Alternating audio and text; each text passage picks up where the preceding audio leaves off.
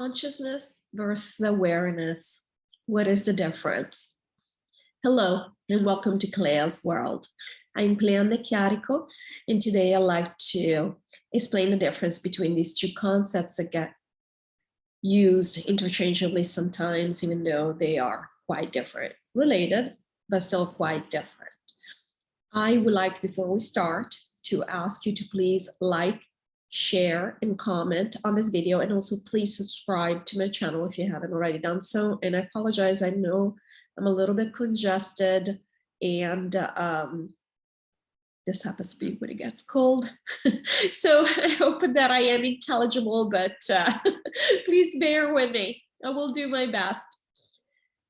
So consciousness versus awareness. We hear from really all sides that we are raising our consciousness, that we are, that there are planets with higher consciousness than ours. I've used these words sometimes interchangeably as well. So this is not to criticize anyone, but I do want to explain the difference because we use this term really inappropriately sometimes.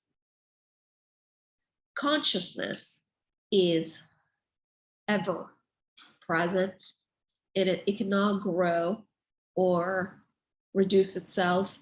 It's basically the consciousness that is universal out in the universe.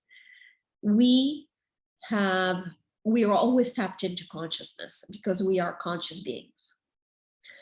In the 25th dimension, they actually corrected me based on a question that my hypnotist asked that I had prepared, when they said we are already, when we were talking about raising consciousness on the planet, which we hear a lot in New Age circles, that the consciousness on this planet is crazy. It really isn't, because we are always at all times tapped into universal consciousness. What is increasing now is the awareness of the fact that we are multidimensional and that things are happening behind the veil, or in 3D terms, behind the surface or below the surface. So that's awareness, it is not consciousness. So I did a meditation on this and I connected, and this is how it was shown to me. First of all, I was told that consciousness is the seed of power. In other words, it's where we become human, we get our power from. That's the difference between us and non-player characters who have no essence. Basically, they have no consciousness, is what it is. They cannot connect to consciousness. So the fact that we have souls, let's use a term that we use on this planet, souls, even though it's incorrect, we have essence, is what we have. It means that we are tapped into consciousness. Now, because we're here, of course, we don't want to know what is going on. And so our awareness level is very, very low. This is by choice, because all the information is already out there. So if we don't know certain things, it is by choice. So that's where the awareness piece comes in. So another thing they showed me, the image that they showed me to explain, though, how consciousness and awareness are related, even though they're not the same thing. They show me the ocean with waves. And they explained that the ocean is consciousness. The waves are awareness. Waves can be taller, smaller. There could be no waves, or it could be a major storm, the perfect storm on the ocean. That's awareness. Awareness can change. There can be different levels of awareness, whereas the ocean never changes. The ocean is always there. Not only, but what I got out of this visual that they gave me is that awareness can never take away from consciousness. Awareness is part of consciousness. Our awareness, whatever degree it might be for us individually, is tied to consciousness. That's where awareness taps into. That's where it gets its strength from. That's where it comes from. It is an offspring of consciousness. But now, why is it important to know that this is levels of awareness? Because the awareness on this planet for many of us individually is increasing. And what we're doing is we're becoming more aware of the consciousness that we have access to. This is very hard for many of us, including myself, to tap into sometimes for the simple, or consciously tap into it in an aware manner, tap into it, because we do live in a very dense reality. We do deal and filter things through our brains, which are very 3D, very limited, and we don't even use all of them. If we used all of them already, we could be talking, but it's not even that. So that's where awareness becomes challenging. It becomes challenging for us to know that we are tapping in. If we knew that we're tapping in, that would bring us very, very close to the consciousness, to the knowledge, to the awareness that we are already connected. Instead, many of us question this, and because we question it, we're actually shutting down our connection. So this is why this is important to understand this difference, because our connection is always there. It is only our awareness that is lacking sometimes to some degree. In different areas of life, we'll be more or less aware depending on our interest level, on our agendas, because we all have conflicts of interest when it comes to certain things. We just don't want to know certain things.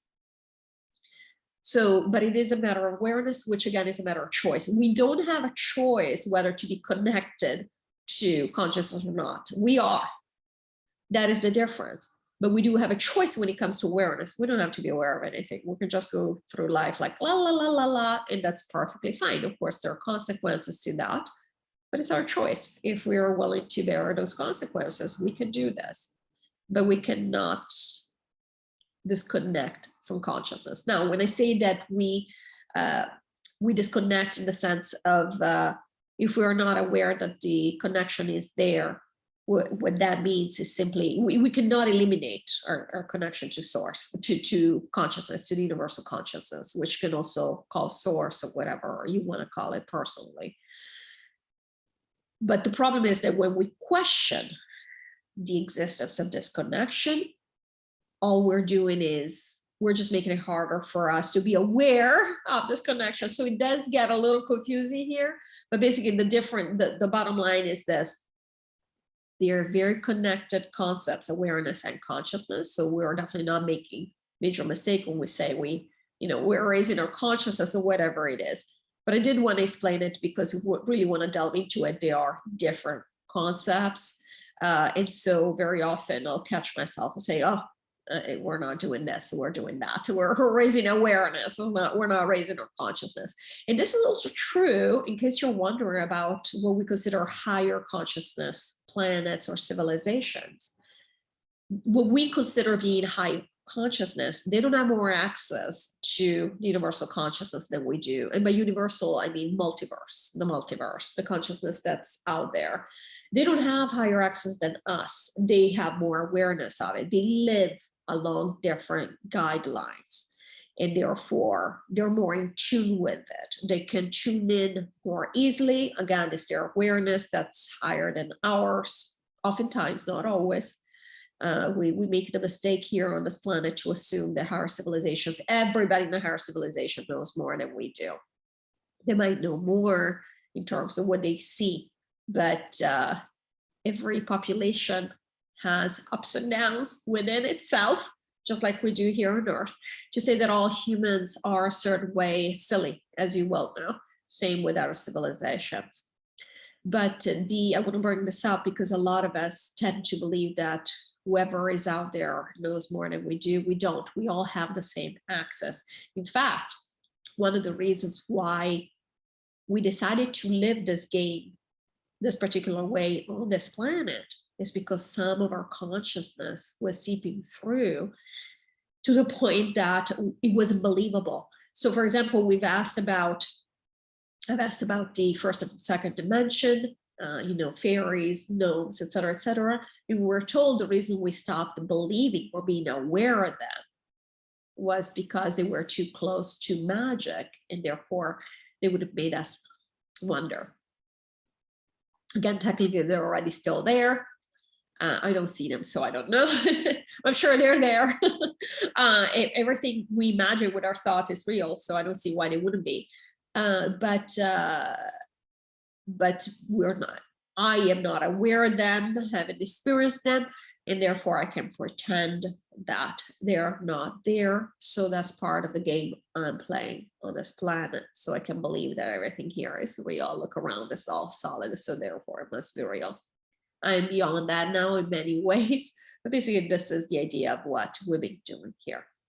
So I hope this explains this distinction, which I think is important because sometimes it will come up that there is a distinction, and it also speaks to the fact that we assume a lot of things about our civilizations. This will become very relevant this year. I think we're going to be introduced to probably fake aliens, if not real aliens, but for sure fake aliens are on the agenda. So let's see how that plays out. And this is becoming a clown show.